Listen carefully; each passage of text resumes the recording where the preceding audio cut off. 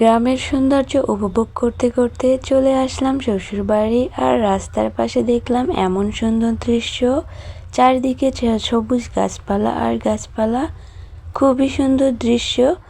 আসলে সবসময় শহরে থাকতে থাকতে ইট পাথরের শহরে যেন দমটা বন্ধ হয়ে যায়, কিন্তু গ্রামের এই রাস্তা, চারিদিকে সবুজ গাছপালা, একেবারে মনোমুগ্ধকর একটি দৃশ্য, অনেক সুন্দর এবং অনেক ভালো লাগা কাজ করছিল।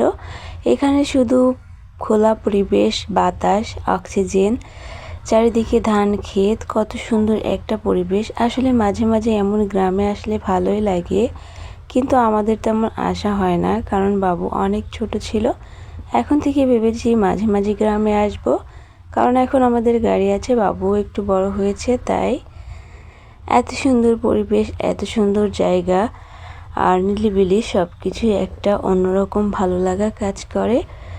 আর এই গ্রামে আমাদের সারাটা ছোটোবেলা কেটেছে। এখানে আসলেই যেন একটা অন্যরকম ভালো লাগা কাজ করে। গ্রামের দৃশ্য, গ্রামের পরিবেশ, নির্মল বাতাস, সবুজ গাছপালা, রৌদ্রময় আকাশ, সব কিছুই যেন একটা অন্যরকম ভালোবাসা, অন্যরকম ভালো লাগা। এগুলো সবই ধানের ক্ষেত। আর আমাদের যেহেতু যশোরে খেজুরের গাছে বিখ্যাত, তাই এখানে প্রচুর পরিমাণ খেজুরের গাছ, এখান থেকে খেজুরের রস হয়। আর শীতের সকালে কিন্তু এই খেজুরের রসটা খেতে কিন্তু অসম্ভব মজা লাগে। যশোরে যেহেতু এসেছি, খেজুর গাছ না দেখালে তো হবেই না। তাই দেখুন অনেক অনেক খেজুর গাছ চারি সাইডে, আর এখান থেকে কিন্তু অনেক রস হয়, খেজুরের রস। সেই রস জ্বালিয়ে কিন্তু গুড় তৈরি হয়। এই যে এই গাছ থেকে রস সংগ্রহ হচ্ছে, খুবই সুন্দর এই দৃশ্যগুলো। শীতের সকালে এগুলো দেখতে একটা অন্যরকম ভালো লাগা কাজ করে।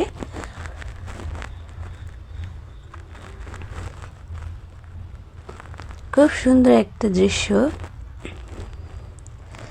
এদিকে দেখতে দেখতেই চলে আসলাম শ্বশুর বাড়ি। এসেই দেখি আমার শাশুড়ি মা আমার প্রিয় তরকারি রান্না করছে, পুঁই বিছি, আলু দিয়ে, মাছ দিয়ে, এবং এটা হচ্ছে বিলের মাছ দিয়ে রান্না করছিল। তাই ভাবলাম একটু আপনাদের সঙ্গে ভিডিও করে শেয়ার করে নিই। অসম্ভব মজার ছিল। আসলে অনেক দিন থেকে গ্যাসের চুলা, ইন্ডাকশনে রান্না খেতে খেতে মুখে যেন একেবারে অন্যরকম হয়ে গিয়েছিল। হঠাৎ এসে দেখি মাটির চুলায় এই তরকারিটা রান্না খেতে এতটা মজা হয়েছিল, আর অনেক লোভনীয় হয়েছিল, অসম্ভব মজার ছিল। আসলে মাটির চুলায় রান্নার মজাটাই আলাদা। আরও যদি এরকম হয় নিজেদের গাছের কোনো তরকারি বা সবজি, আর এটা হচ্ছে বিলের মাছ, সেই অসাধারণ